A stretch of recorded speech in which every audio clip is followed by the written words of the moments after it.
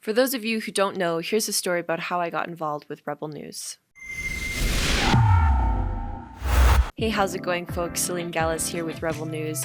Okay, I'm gonna try and break this down in 5 minutes or less, so let's see how well I do here. This is the story about how I got involved with Rebel News. On January 24, 2022, I volunteered to hop into a rental vehicle from Calgary, Alberta, to document the convoy all the way to Ottawa, Ontario. And if anyone was still curious as to why the massive convoy happened in the first place, it was in an effort to be able to protest the draconian COVID-19 mandates and restrictions. The drive from Calgary to Ottawa is roughly 3,000 kilometers, or one full day of driving with about 10 additional hours, give or take. Obviously, it wasn't a straight drive to Ottawa, and that's for a few different reasons.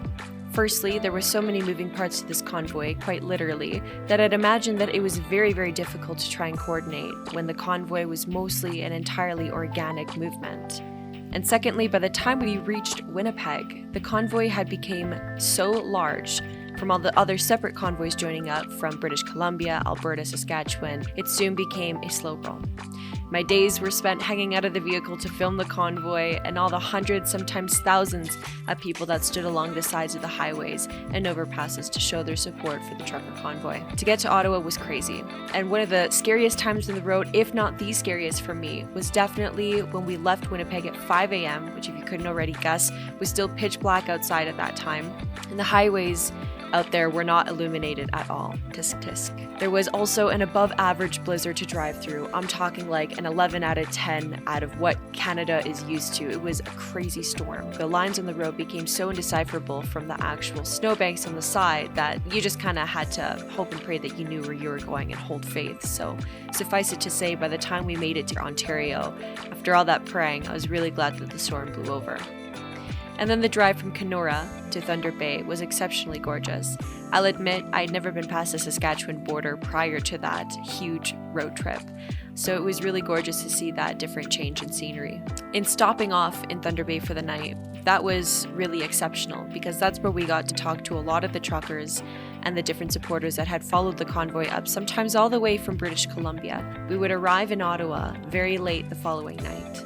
It was an unimaginable experience that had been fueled by the anticipation that had built up from the days of driving. We often forget that almost a year ago, before the convoy happened, we lived in a world where masks were mandatory, and people, though in some cases still are, were outrageously discriminated against for their vaccination status.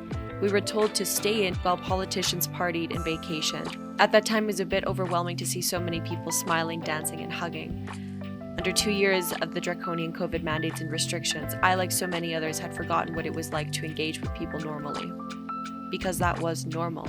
The next 3 days were spent interviewing people, dancing around, conducting more interviews, and trying to not let my fingers freeze off. I was sad to go after the weekend, but there were so many brave rebels embedded in Ottawa like Alexa Lavoie, Lincoln J, David Menzies to name a few, that they really didn't need any more help.